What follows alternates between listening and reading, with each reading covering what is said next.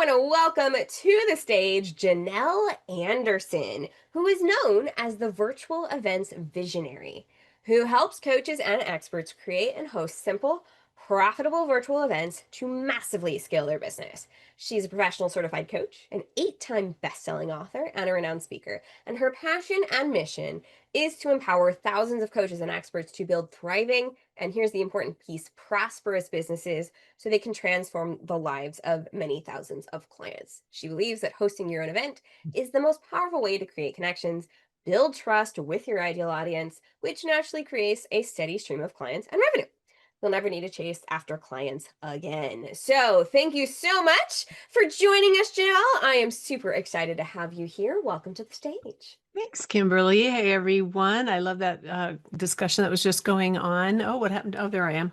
And, is it better to do live training? Yes, if you can, because of all the connection and everything. But that's what I'm going to talk about. I'm going to talk about virtual events and how that can bring you more clients and more money and all the good things. But first, I want you to, and a lot of you are off camera, so I won't see you. And if you can come on camera, great. I'm very interactive when I teach and when I talk. But put your hands up like this. Get your hands ready. Put them up like this. Okay, hi, Ellen. And now hover them over the keyboard. I'm going to ask you some questions, and I want you to be ready to put the answers in the chat. So the first question is, how many virtual events do you regularly attend in a week? Is it 1 or 2, 3 or 4, 5 or 6? None, 1. 1, Leslie says. Olivia says 3, 3 or so, Kimberly says. Anybody else? Are you guys out there? Are you alive? Are you with us? 2, Ellen says. How many? 1 or less on average. Okay, not too many. Most of the time when I ask this question, I get 3, 4, 5, sometimes as many as 8 in a week. And some people tell me that they attend more than one event at a time, at the same time, on 2 different devices, or even 3. And I would say, don't do that. Don't do that because you're not really present at any of them. So there's no point in that, but people do it. And so the second question, what is your top reason for attending virtual events? It's your main reason that you came here to this event. Why do you go to events? Networking. What else? There's always these 2. Learning. There you go. Those are the 2 I always get. Networking and learning. And Marilyn says too many to count. There you go, Marilyn. Yeah, so most of people will say, I want to learn something and I want to connect or network. Those are the top reasons. And people are going to lots of events. Look at how many you guys are going to just in a week. It is crazy, right? And so then number 3, what do you think is the top reason that event hosts like Kimberly host their events? Why would you host an event? Why do people host events? Top reason that you think. Grow their list. Yes. What else? Olivia said, grow your list. What else would be a top reason? Get clients. Bam, Leslie. Yes, that's it. Get clients, share knowledge, get clients. Yeah, right?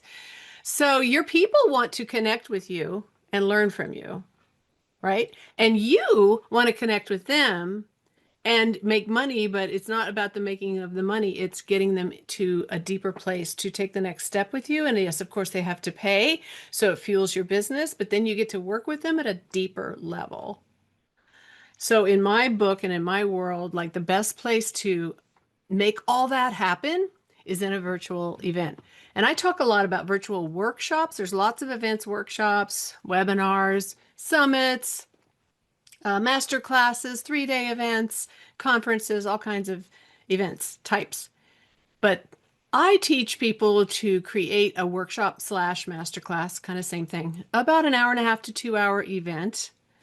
A webinar could also go into that class or that type, because that becomes your core event where you are sharing not different topics, but the same topic. You can mix it up how you share it, but it's your core expertise, right? It's your core piece of expertise of knowledge that you want to share with people. That's like the first thing they get from you. That's like that first step. And then when you have that nailed and it's working and you've got people coming and it's converting, then guess what? You have a very valuable asset, as I call it, the fuel for the engine for your business. Like, you can keep fueling that engine with your workshop. So that's what we're going to talk about today. And virtual events are here to stay. They are everywhere. COVID made them explode. And in my opinion, they are the best way to attract clients and make money and build your business. So I'm going to share my screen here before I forget I even have a slideshow. So how many of you ever feel like this guy here? Hang on, let me get this all loaded up. Okay, there we go. That bar always gets in the way. How many of you ever feel like this guy? You're chasing after those clients and you're like, where are they? I've been looking for them here and there and everywhere. And I've been picking up rocks and looking behind bushes, like, where are my clients? And I know I used to feel that way. It used to feel like such a pressure-packed thing. Like, I've got to go find my clients. And really, the top question that coaches usually ask me, or the top challenge, top problem that they have, especially starting off or in the first few years of their business, is always this question: how can I find more clients? You guys ever ask that question? You might have asked Kimberly that today. How do I find more clients? That's the question of the day. But it's the wrong question to ask. That's not the question you want to ask. The question that you want to ask is, how can I help my clients find me? And what you need in order to make that happen is you need to be like this guy. I love this little guy. He's just standing there chilling out, he's just relaxing. Got his magnet, and people are running to him, waving their money like, I want to work with you. Wouldn't you like to have that? Yes. So you need a magnet. You need some way for these clients to find you so that you're not chasing them, but they're finding you. You need a magnet. And you need these three things. This is something that we all need. We want to create more lead generation. We want to build our audience. We want credibility and visibility. And we want our dream clients. And we want to generate revenue. That's what's going to make our engine go. That's what's going to make our business be successful. And we're continually generating leads. We're continually attracting clients. And we're continually creating revenue stream. How many of you want all three of these? Yep. The best way, in my book, the fastest way, is to get all three going, and to have that magnet is virtual workshops / masterclass. That will generate leads for you. They will attract more of your clients, and they will increase your revenue. And when you use them regularly and you have one that works, it's going to be consistently doing that. And anybody can do virtual workshops. You don't need to leave it up to just the big people, I call them, the people with the 7 or 8 figure businesses that are all doing virtual events, aren't they? Aren't they all doing them? All the big names out there? They're all doing virtual events. Why? Because they're making money. They're selling their programs. They're attracting clients. They're growing their list. If they're doing it, why aren't we? And I'd love for you to throw in the chat if you are already doing virtual events of some kind. Are you already holding workshops, masterclasses, webinars, summits, things like that? Put that in the chat and just say yes. And if you are, good, because now you're tapping into a booming industry that was globally a $400 billion industry last year. 400 billion, billion with a B. Yeah, good. Ian and Heather and Olivia, awesome. Of course, Kimberly does. And then in the US, it was a $14 billion industry. Now, the cool thing about this is you guys get to tap into some of that as well. Why not? Why not you guys do it? Why not you hold a virtual event and invite your people to you? Like Kimberly was just saying to Leslie, that meetup is a virtual event and you're inviting people to come and connect with you. And out of that, you will begin to generate clients who are going to pay you money, and you're going to get a little piece of that 400 billion. I want some of it. I want a lot of it. And now there are in-person events and there are virtual events. I love them both. I love events because of the connection, and the just the thing that happens inside of an event is so beautiful. Like the connections that happen, the learning that happens, the aha moments, everything's great about an event. But why do I focus on online events? Well, you can still do in-person events. I don't teach on that. It's a little different animal. But these online events, you can hold them anytime. You can just open up your computer. I'm down in my basement in my house. I have my little studio set up in a corner, and I just open up my laptop, and there I am. I'm meeting with people conveniently, right? I don't have to go anywhere. It's cost effective. I don't have to pay for space. I don't have to pay for insurance. I don't have to pay for food. People coming don't have to pay for plane fare and car rental and the room and blah, blah, blah, right? You just come, open up your laptop, and here we are. And the third reason, which I think is probably the best, is it's global. You can reach people all over the globe. Ellen is here from Norway. Like we can talk to people from all over the world and have clients from all over the world just sitting in your house. It's just okay. You can create a consistent revenue stream in your house on your laptop. Like, what could be better than that? There is a challenge, however, and that challenge is that there's tons of events happening all the time. I think normally in a normal week, I'll get 25 invitations to an event, summits and webinars and masterclasses and conferences and all kinds of things all the time. There's lots of them going on. So you might be wondering, well, how can I stand out from the crowd? Who's going to come to my event? Kimberly was just talking about she had over 200 registered and there's 15 people here. That's fine. You don't need to have a massive crowd to reap the benefits. And in order to make yourself stand out, you need to do what she was just talking about. Know where your people are, offer the thing they're looking for, and in your own way and with your own style. And guess what? You're going to stand out because there's nobody else like you. So don't be afraid of that. Your people will find you. And that's because you're going to show up as you and not try to be Tony Robbins or somebody like that. Just be you. The people will find you. Your people are looking for you. Write that down. Put it in the chat. My people are looking for me. That's like a major mindset shift I had to wrap my hands around, because I felt like that guy chasing clients. I'm like, nobody wants to talk to me. Nobody's looking for me, but they are. You just need the magnet that you need the neon sign that says, here I am. And they'll be like, oh, there you are. And they'll come and find you. So it sounds amazing. And a lot of you are doing some workshops and online events. And maybe it sounds easy. I just invite some people, open up Zoom, deliver great content. I mean, hey, what could be hard about that, right? What could be complicated about that? Well, that's what I thought. And I've been doing events since I started my business now over 10 years. I used to do little workshops in the local library. And it was great. I had people coming. I added people to my list. I got a few clients that way. And then I started doing online events. And especially when COVID hit, stopped doing the in-person, really went totally online. So I'm sitting there at my desk with my laptop open. I've spent hours and hours getting ready for this event. I've sent out emails, created social media posts, designed the content, invited people. And guess what? They're showing up in the room. And they're excited to be there. Yay. And then they're saying, oh, this is amazing. This is just what I needed. Thank you so much. This is so good. And then at the end of the event, close my laptop, light fades, and I'm sitting there in the quiet. I could hear crickets because guess what? Nobody signed up for my offer. I delivered great content.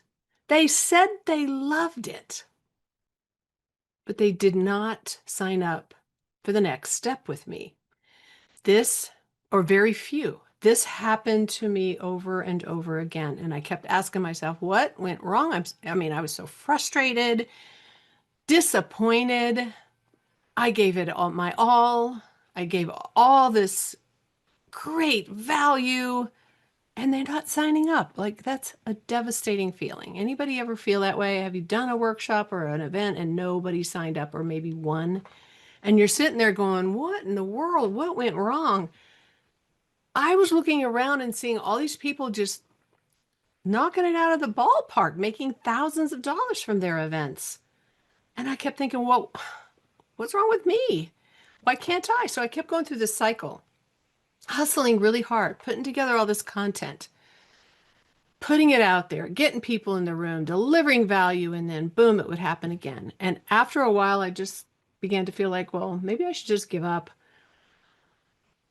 maybe there's something wrong with me. Maybe people just don't want to hear from me, right? Those stories kept going through my head. But then finally something shifted and I said, wait a minute. Wait a minute.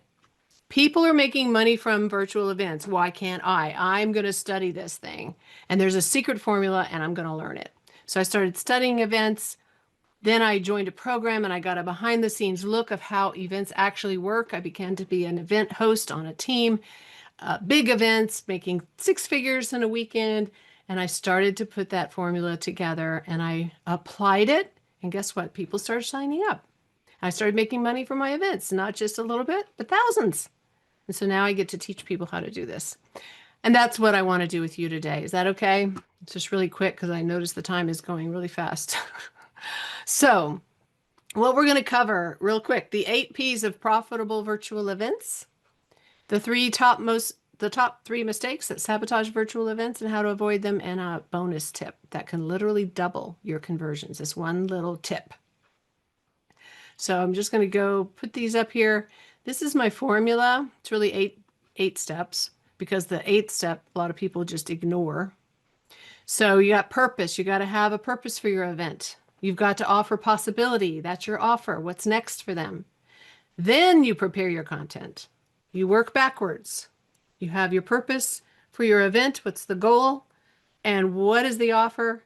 Then you put your content together that leads to the offer.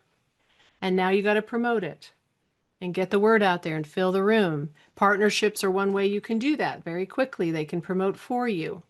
And you got to have your tech together, your platform, and then you go out and you run it. Now, the 8th step, a lot of people miss this. If it doesn't work out the way you want, they throw it away and try to start all over from scratch. And I say, don't do that. Evaluate, analyze, look at what you did, look at what went right. What can you change? What can you tweak? And make it better because it's a process. You're not going to get your event to be where you want it to be until you keep trying it and testing and trying and testing. So quickly, I'm going to give you 3 top mistakes. You'll notice with these mistakes that these steps are in there. The first one has to do with the first step. That's overstuffing the audience, not having a clear goal, giving too much. Oh, I'll just wing it. I don't have a plan. Or creating a spectator event. So, mistake number 1, don't overstuff your audience. Don't give them every single thing you know because then they're going to be so full and stuffed they won't want any more. So, what you do is people don't want information, right? They want to interact with your information. They want transformation. So ask yourself, what's one breakthrough I can give them in this event? What's an appetizer? Less is more. Give them an appetizer, a little taste, and go deep in that taste during your workshop. And then they'll want more. Second mistake. Oh, yes. Ask yourself this question. What is one small win I can give them today? And that will make you much more focused and your workshop will be much more desirable. It will attract more people and they'll get so much out of it. They'll have that delicious, yummy appetizer and then they're going to want what you offer, your meal, right? The next step. Then mistake number 2, I'll just wing it. I'll just throw it together. I'll just show up and I know my stuff. I can just talk about it. Problem with that is you will fail. If you fail to plan, you'll plan to fail, right? You won't get them to that goal and you'll forget and you'll get off track and you'll run down rabbit trails and you'll lose people. So make a plan and ask yourself, what do you want them to do or feel by the end? And what's that offer? So reverse design your content so that you have 3 little tiny steps that get them to that one breakthrough. Remember the one breakthrough? What are 3 little things you can do to get them there? And make sure that then leads to your offer. That's the next step. So reverse engineer. And the third mistake is making it a spectator event. You've got to get people engaged. The fastest way to lose your audience is to talk at them instead of with them. Kimberly was just talking with you. That's much more engaging. Give time for them to talk. They want to be seen and heard. Give them something to do, a little exercise. Let them ask questions. Put them in breakout rooms.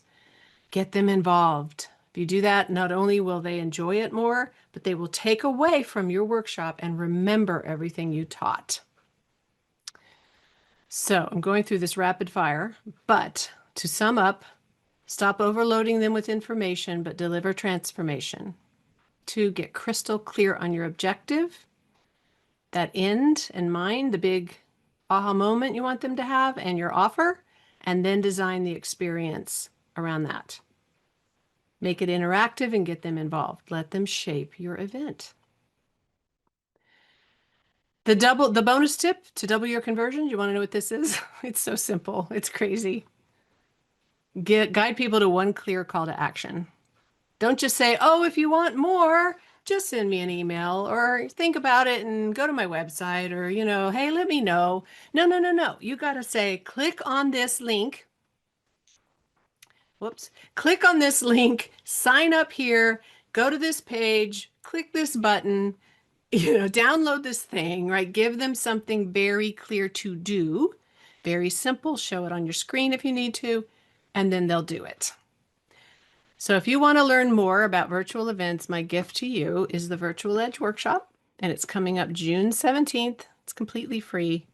It's my own 2-hour workshop. We're going to break down those 8 steps. We're going to go into some of them. You're going to do some of the work with me, and you're going to leave there with with actually an outline for your workshop and some really great starts on it, right? You're going to start on it. And you can ask me questions. We're going to talk more about how to get people in the room as well, how to put together that offer, all the great stuff. So come join me for free June 17th, and look forward to seeing you there. And if you're VIP, I do have a free ticket to my 3-day event, Virtual Events Boot Camp, where we're going to spend 3 days actually putting together your event. I'm Fantastic. done. Did I do good? Yes, yes, you're good. It was just about a minute over, right? I was like, it's the way to go. Make it a sprint to end. Everyone, if you want to join the workshop, start working on your own workshop, then um, that's the free gift for everyone that is on your dashboard. The team has just dropped that into the chat. Also, if you want to upgrade to VIP, we would love to have you. You'll get not only all of the great recordings from all of our speakers today and over the next 2 additional days, but each of them has an additional gift. So you can join Janelle's 3-day boot camp and start designing your own 3-day event, which is also incredibly, incredibly powerful and valuable.